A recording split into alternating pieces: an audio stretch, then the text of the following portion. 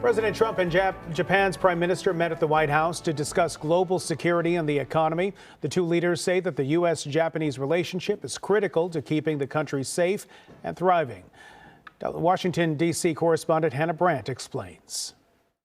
Presenting him with a picture the two had just taken to mark the visit, I wish I was as handsome as him, but I'm not. President Donald Trump welcomed Japanese Prime Minister Ishiba Shigeru to the White House. It's a great honor to have you. President Trump had a famously close relationship with former Japanese Prime Minister Shinzo Abe, who was assassinated in 2022. The current Prime Minister says the goal of his visit is to form a similar bond and build on the friendship between the two countries. I look forward to working together with President Trump, who I respect immensely, to usher in a new golden age of Japan-U.S. relations. President Trump announced the two already struck a deal, saying Japanese company Nippon Steel will drop its acquisition of Pittsburgh-based U.S. Steel and make an investment instead. This comes after a fight in which the U.S. government worked to block the planned sale. I didn't want it purchased, but investment I love. And both leaders expressed a desire to maintain strong economic ties. The United States and Japan trade over $300 billion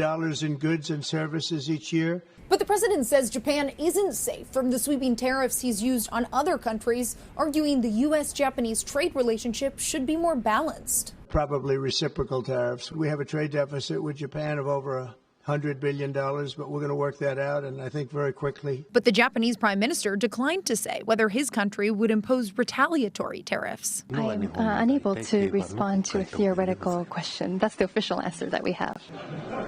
That's a very good answer. The president also highlighted their military relationship, saying Japan has committed to double defense spending as it works with the U.S. to maintain peace in the Indo-Pacific. In Washington, I'm Hannah Brandt.